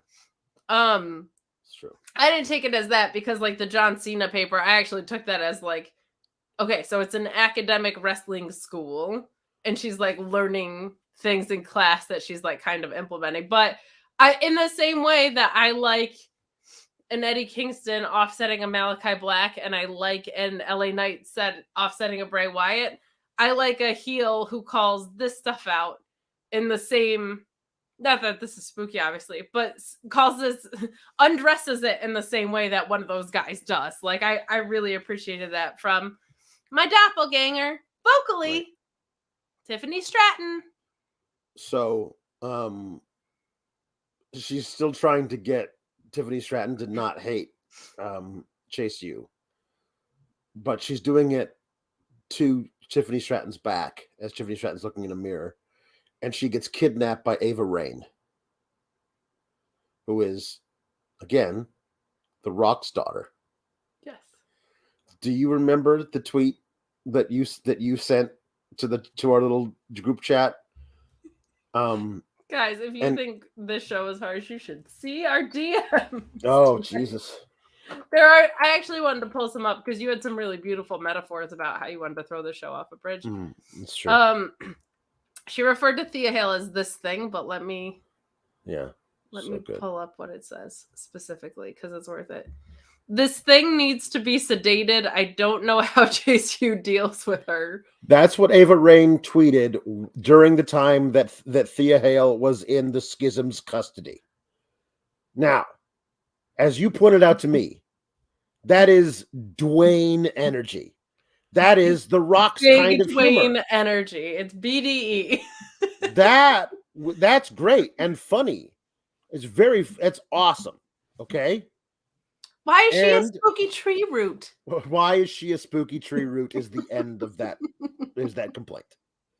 The schism is the shitsum. It's terrible. It's the drizzling schism. That's what they are. They're awful. Okay? I don't think it works at all. It's never worked. From the first time you had Joe Gacy sit on a chair backwards in a spotlight and complain that everybody was too woke, the whole fucking thing's been a wash from night one. Done. Why? Like, if she's got this kind of like off the cuff, cool, fun little insults that she can throw, then like you should do it. You should get her out of there and have her do something fun. Because like it was a big fucking deal when she debuted as the girl in the hoodie under the thing. And then they didn't do anything with her for a while after that. She only just feels like she's just there whenever they come out and have a match, but she never wrestles. So the one pocket of the Joe Gacy stuff I ever liked, and they never put gas on it and they never followed through, was like he's just not in control of his group. Like in the way it felt like he was going to be in control of Harland, where he was like manipulating him and like manipulating his behavior in the ring. They completely veered away from that. And I was like, that's actually different. That's something we don't see in wrestling, is somebody who has control over him, and not with spooky powers of any sort, but has control over him and just that he's manipulative and taking advantage of someone. Like, that could have been really fun. This, in their Party City masks and whatever, didn't work. But that tweet from her, big Dwayne energy. I'm just saying. Like, that is, if she has that thing, you don't have to go call her the Pebble, but lean into that, because not because it's the Rocks, but because it's a very valuable thing to have in pro wrestling. Obviously, it's made you more money than any other period in the business. Anyway, Lyra Valkyria defeated Valentina Feroz. Wendy Chu was out there with Valentina, but then Elektra Lopez came out and passed Valentina some brass knucks, and she picked them up, and Wendy Chu was like, "No, don't use them. No, don't give in to your anger. No, I am the angel on your shoulder, and Elektra Lopez is the devil. It's a very obvious metaphor we're doing here. Don't you understand?" And Valentina Feroz got up and was going to use the brass knucks, but got kicked in the face instead. I would pop huge if someone said, it's a very obvious metaphor that we're doing here. Yeah, they're basically saying it, so. I'm not saying I like it. Yeah. But Wendy Chu does have the capability to be both the angel and the devil on the shoulder. Yeah. She should be. If you're going to do this, I don't want it. Right. But if you're going to do this, she should be the Dragon Chu. Yeah. Anyway, Valentina Feroz decides to turn to the dark side, but fucks it up. Yes. Perfect. Oh, no.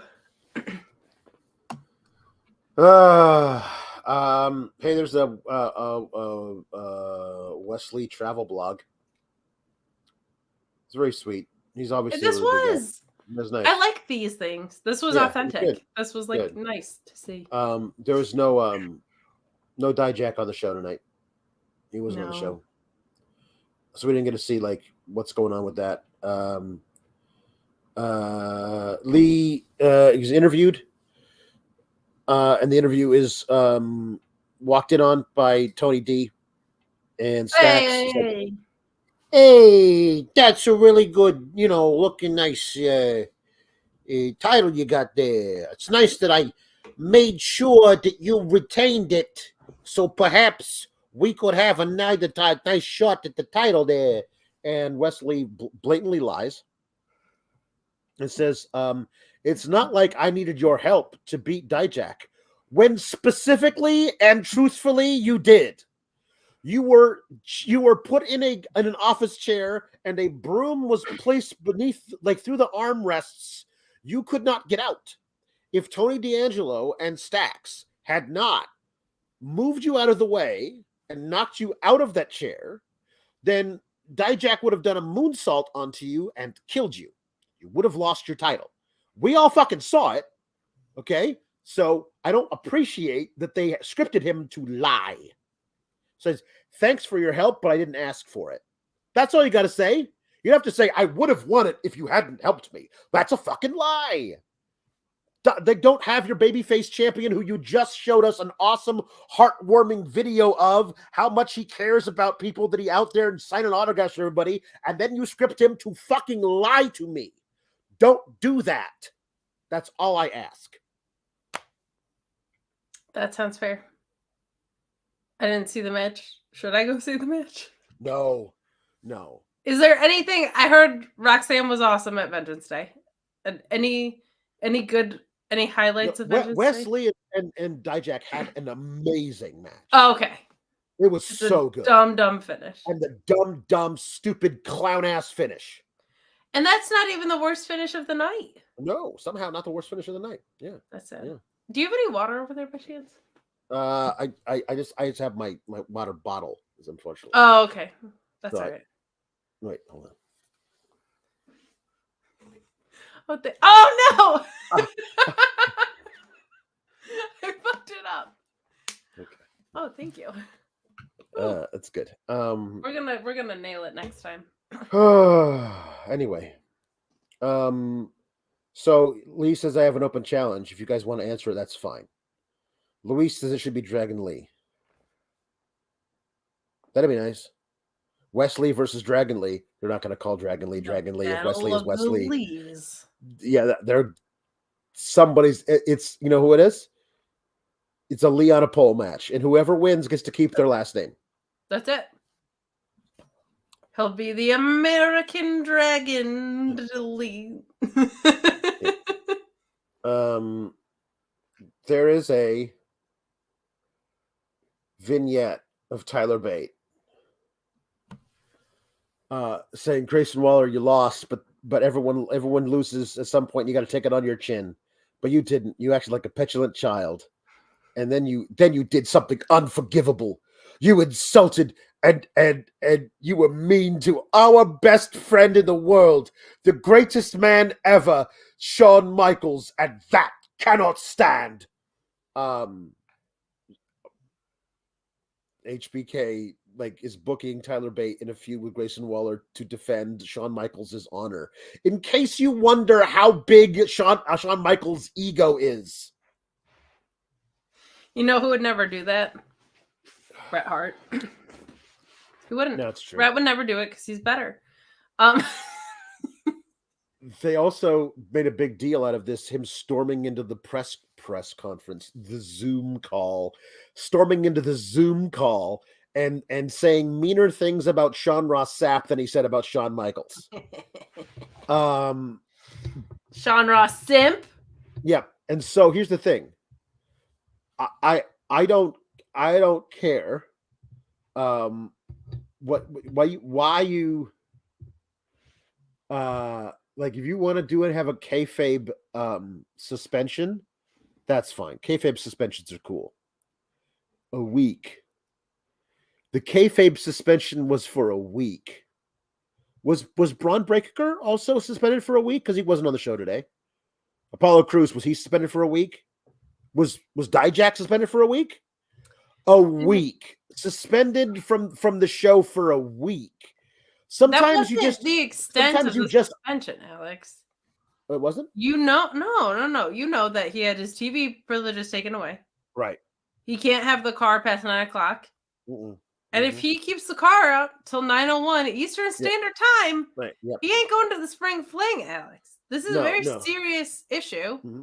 I want you upstairs and in bed at 8 p.m. and no comic book reading.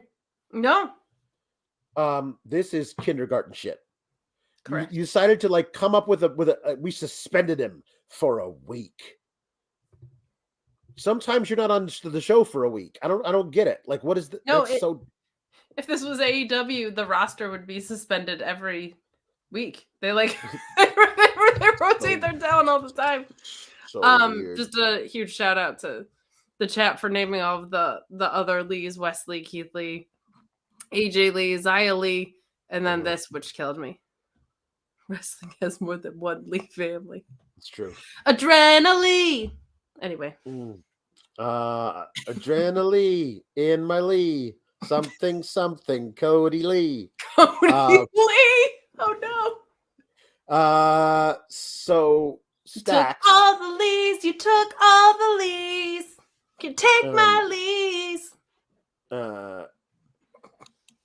Gangrene Waller. First the wrestling club, now Waller versus Fightful. That's right. That's true. Right. Gangrene Waller, I feel like Gangrene should just be Gangrel, but I don't know how you type that to make it work. I don't know how you would do that. So Stacks versus Odyssey Jones. This is our first Odyssey Jones match in a long time.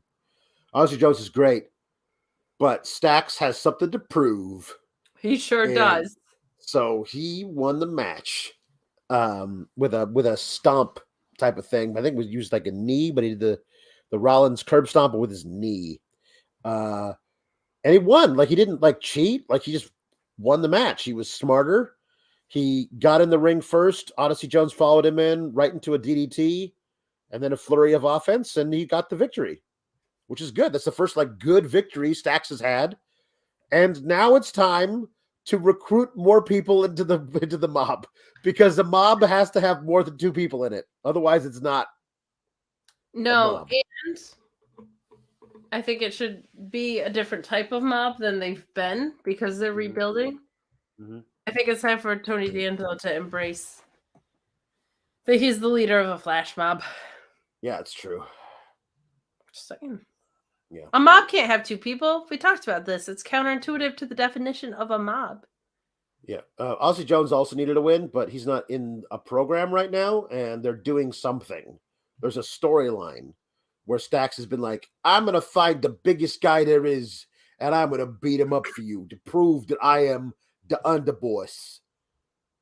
And but like, he also already got appointed underboss, so like he's got to prove it, or he's not allowed to stay underboss, because all of the people beneath him will just like get promoted over him. Oh wait, there are anybody underneath him. There's nobody underneath him, so like it's dumb. I don't know. It's weird. It's a bad thing. Also, it's Black History Month, and they should have taken that into account with the booking. I mean that is true. So, yeah, you can't do it on every program, but yeah. Get Jones to join the mob. That would be a good enforcer. That'd be so much fun. So hey, could you imagine Tony D being like, "We got a problem here," and someone being like, "Yeah," and then Odyssey Jones just, yep. "We got a problem here," and they just the Beej and Kiana James are going on a Valentine's Day date next week. You know who I thought was Linda and Meet Normus, but apparently that's not happening. No. Linda doesn't celebrate Valentine's Day with men. Because next week it's Galentine's Day. It's going to be Linda and Sheila all night long. Just dishing about all of our everything. Hair. We're going to talk about hair. We're going to talk about bonbons. We're going to talk about NXT a little bit. We're going to talk about puns. And we're going to talk about just being gals. Of course. And what better way to celebrate being gals than to maybe grab a Cinnabon in the morning, and of course, it's get her walking, and then at night. Love puns, all about Valentine's Day, love, dating, all that kind of stuff. So, Jeremy Lambert taught us you have to love. And we're gonna love next week. Indu Share promo says, so we're past the creeds; they mean nothing to us.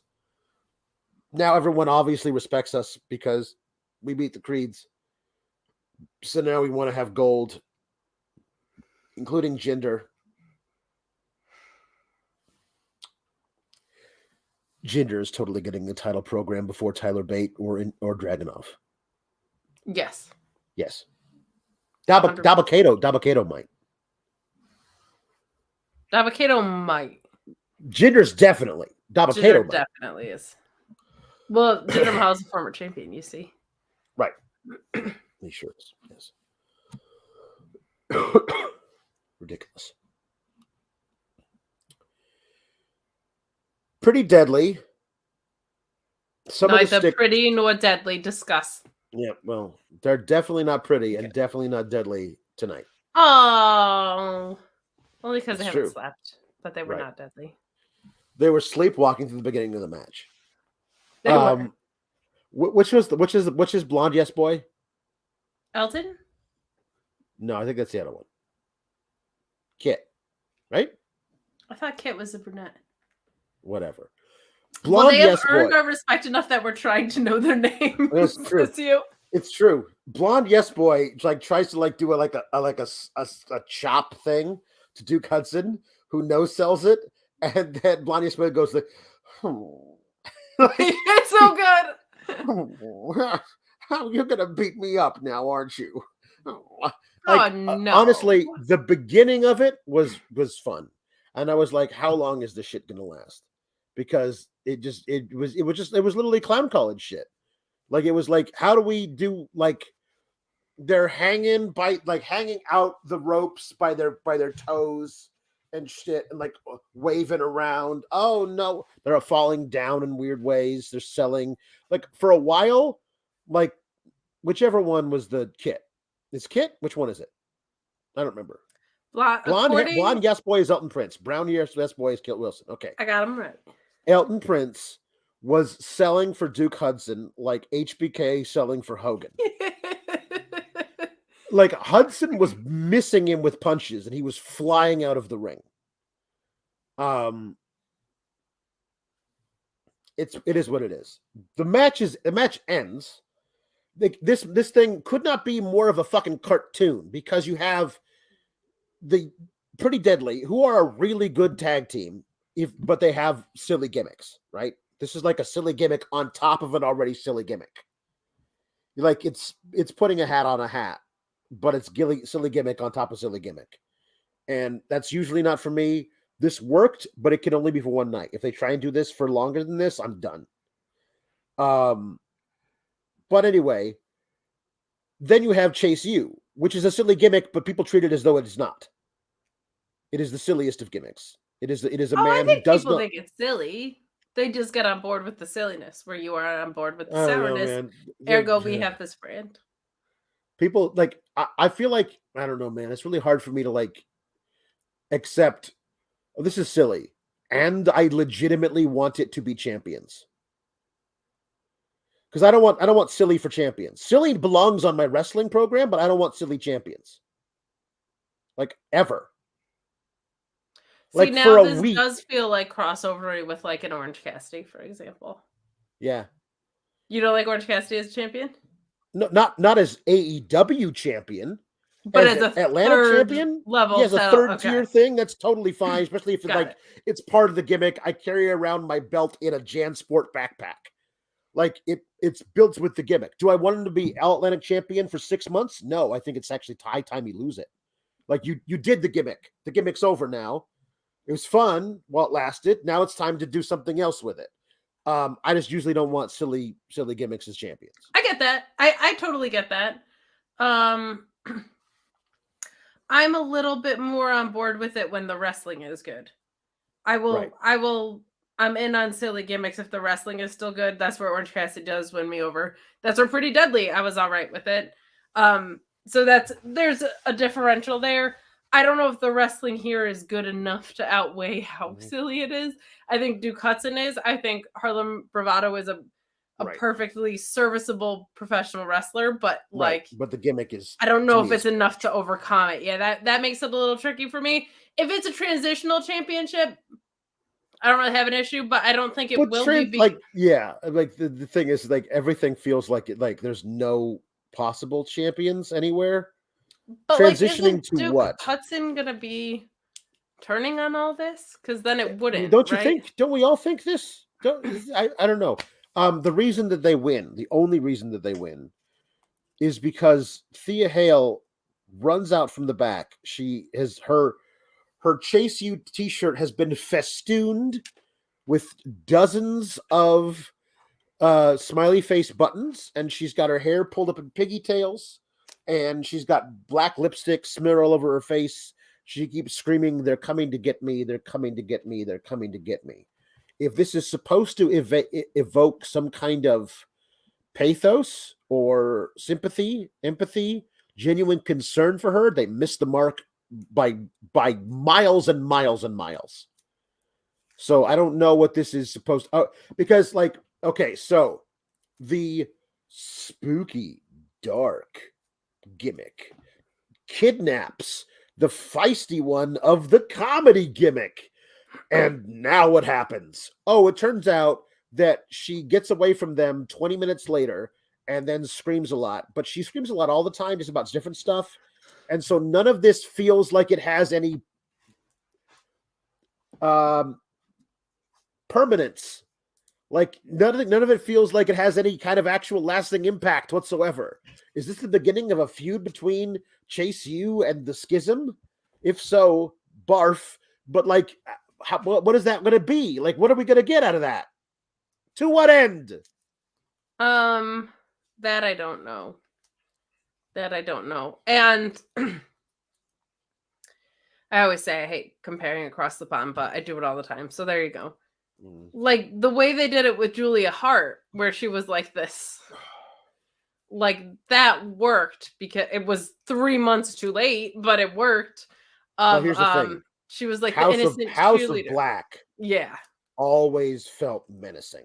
Yes. The Schism doesn't feel menacing. No. Like. And what do they want with the Hale? Like, I don't know. What do you want with this, like, 19-year-old student of a...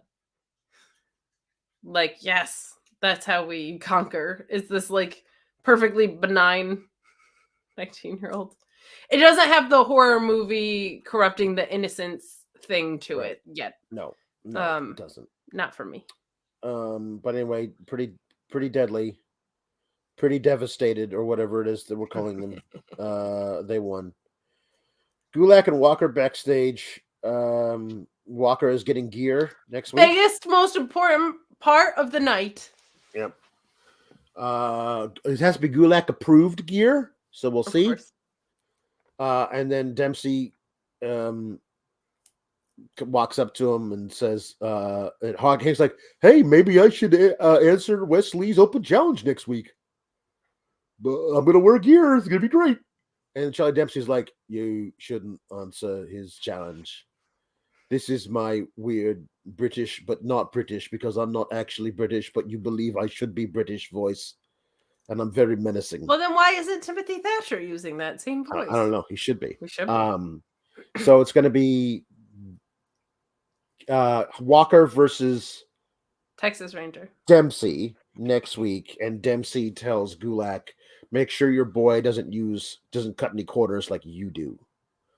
Thing like that. So he does have the like regal, soft-spoken thing about him, which was funny. Yeah, Charlie Dempsey. That like, firstly, okay. Flower.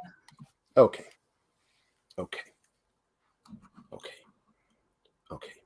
Oh, here we go. Rick 666 says, Book and Vic are the absolute shits. They are. The worst NXT commentary team, though better than the on Raw. I'd rather pay to hear a dog fart than to listen to them two every week. More so because of Book. Don't get me wrong, I love Book, but he gots to go. And Luis tells us that it was in the Chase U match where Booker said something incomprehensible, and Vic was quiet for like a full minute.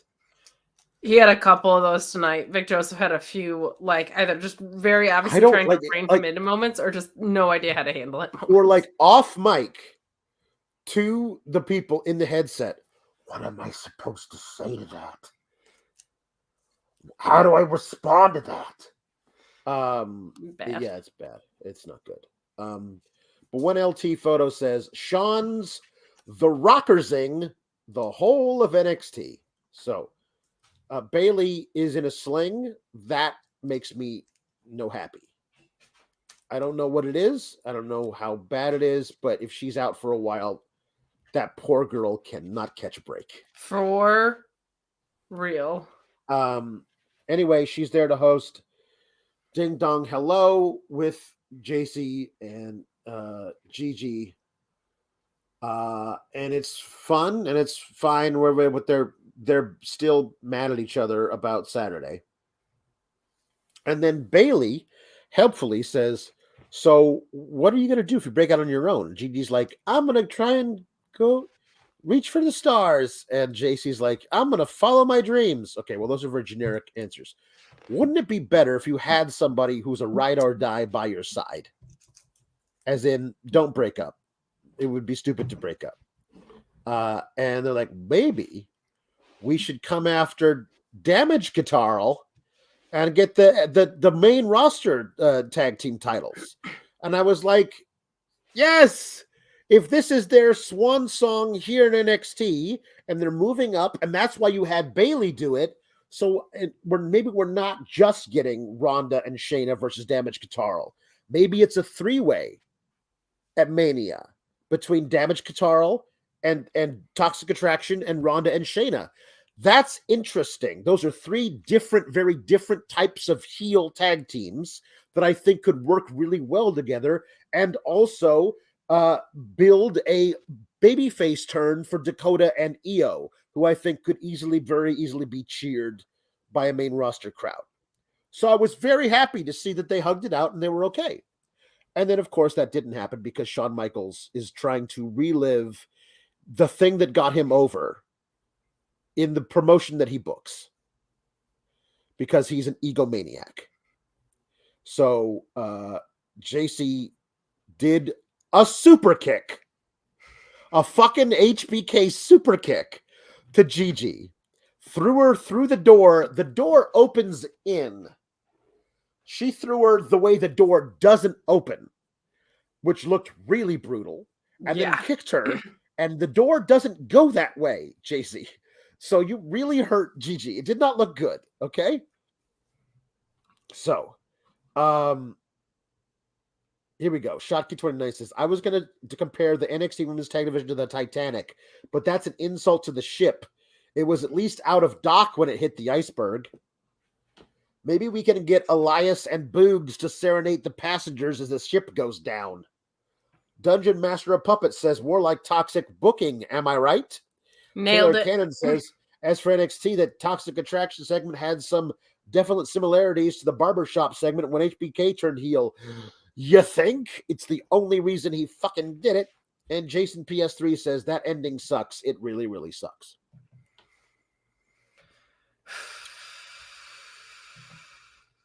So here we go.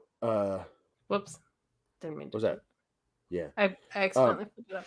Of the teams, of the tag teams that have been champions, Dakota and Raquel split twice.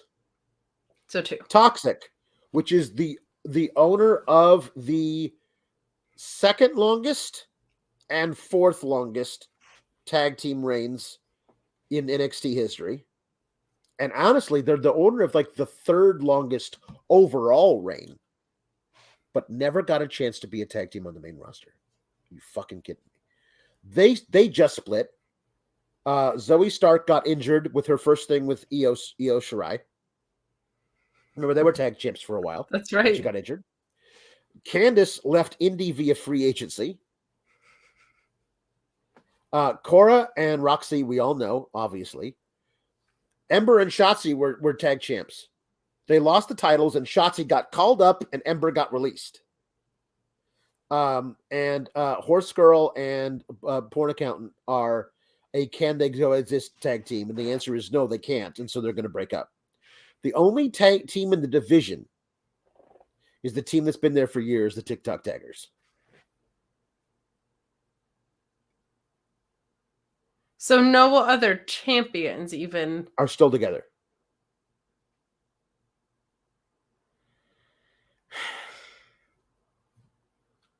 What are we doing? Because we're not talking main roster, but that track record is not much better. No, it's not. This company has only made it Mercedes Moné look better than ever, and Naomi for walking out.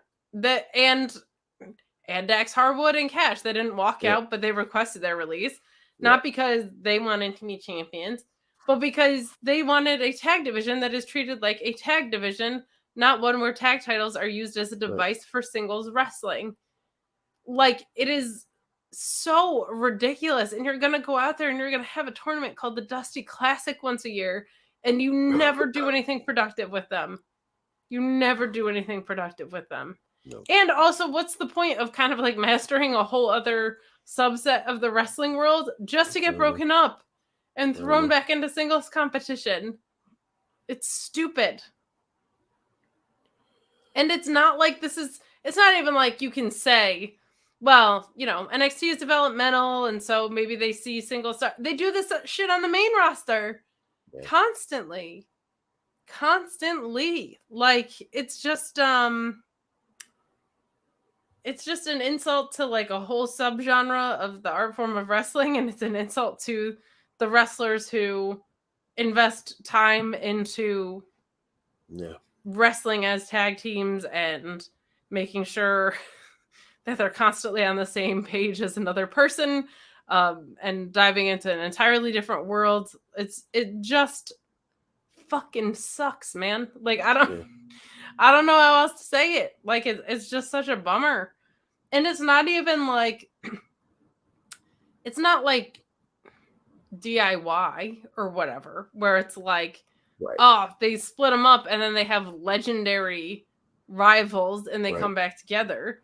Like, they split them up, they have a feud, and then they just go on their separate ways. Like, there's no sustainability even in what the payoff is. It's just pathetic. It's just pathetic. And it's unfair to everything that Gigi and JJ accomplished, because now what? They could have had a clear... Now they feud again. They feud against each other. They feud against each other, but like they could have had a very clear path to success on the main roster. Right. Yeah. It was handed to them on a silver platter, and they said, nope, we're going to get a cheap pop, not through, but through the door thing. And here's the thing. I definitely think Gigi Dolan has the ability to be a women's single star, and I'm sure JC Jane does too. I'm just less familiar with her because I'm very familiar with Gigi's pre-NXT work. So, like, that's good, but like, you had the perfect handoff. Like, the whole 2.0 era and beyond has been, we're straightening out the handoff from NXT to the main roster. For fucking what? What is the point? Unless Mandy Rose is going to come back in and straighten them out, which we know she's not. Yeah. Like, you could do something like this and then have Sonya Deville sweep in and be like, what the hell happened here? That's not going to happen. Stupid. They didn't even get to challenge for them. There's no tag team division on the main roster. Like, I don't know. If you don't have teams, but you do have belts, and then you go out of your way to break up your most successful tag act, what the fuck are you doing? Like, it just makes no sense. Then get rid of the belts or have one set of belts that goes between all three brands. But you have divisions with no tag teams in them on 3 brands. God. Yeah, it's really dumb. It's real dumb. It's real dumb. Yeah, it's really dumb. Should have split them with a tablet cutter.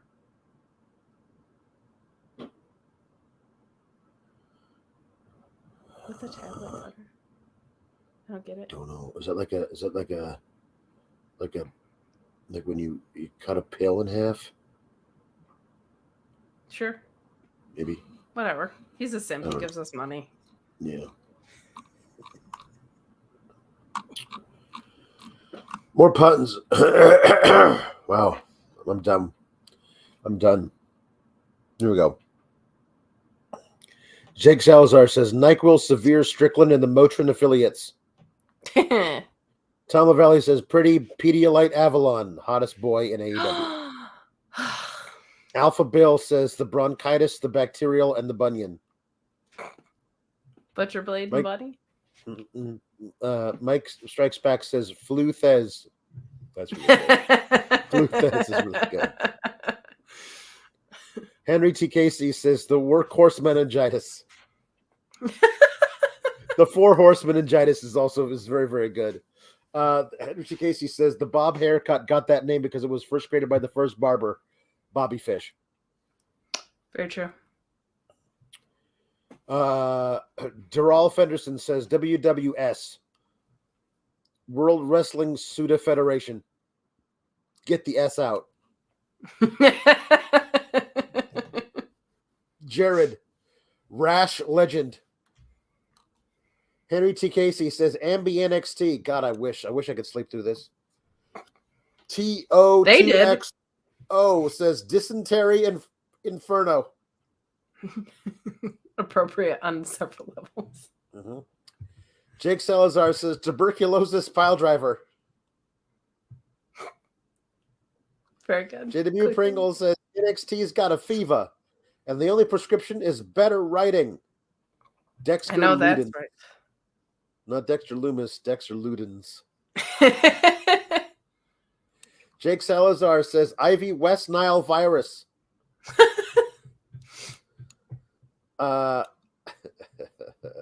Jake Salazar says gonorrhea Gilberti. Ricardo Guys, we can't talk crap on other people. Ricardo says Rick Boogers. Ew, but accurate. And Jake Salazar says Ebola Enofe. That's very good. And Meet Enormous says, hi, Kate, Delinder, Valentine's is 1 week away. Do you have any food allergies? I've got an allergy to your philandering. I'm allergic to infidelity. There it is. Also, Charlotte Clariton. For the first time, I could really use her right now. Right, yeah. No, I miss her being booked. Meet Enormous also says, we're both adults. Delinder, Julie and I are just friends. I've been after the number 9 spot longer than Roman has been champ. Give me the chance. You are on very thin ice, young man. Just saying. You were lined up to be her next meet. Izzy05 says The Office reference popped me. The Office over Friends. Oh, always. Elvis Austin says, I can't believe Kate joined the JAS. Alex is sick. That's why I'm sick. It's because you joined the JAS. Oh, I did not, but I did see Daniel Garcia's pink underoos on the cruise. Paul Elizabeth says, greetings, SGS, and feel better, Team Kalex. We're trying, Paul. Thanks, Dad. Brady Harden says, Amtrak internet may be worse than Kate's, I think. Oh, I'm so sorry about your Amtrak internet. That sucks. I'm not. You come out here taking jabs at me. Doc Mueller's to blame. Fix my internet, Doc. Matthew Plus says, you do realize no one is listening to your analysis and instead just thinking of their next pun, right? Like no one cares about your thoughts. I don't care. It's fine. Matthew Plus says, it's so pathetic you're still talking about NXT. Well, it's so pathetic that you just paid us money to tell us that.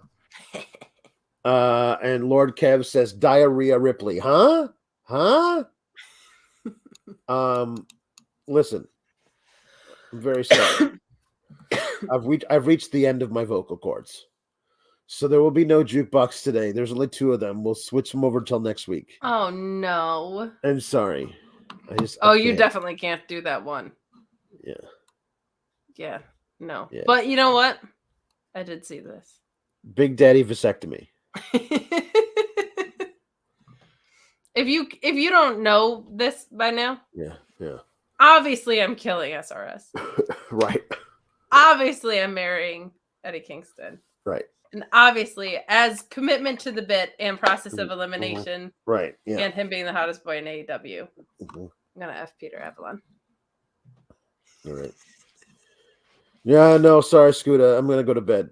No Red Dead tonight. As soon as I'm well, I'll catch up. I promise. But I can't do it tonight. I'm so sorry. Yeah, that's it. We're done. Yeah. This episode of NXT kind of broke me. I don't think I could feel joy for at least the next 24 hours. So we'll see. Everything's sick and everything sucks. That's true. I also like this from Gemini season.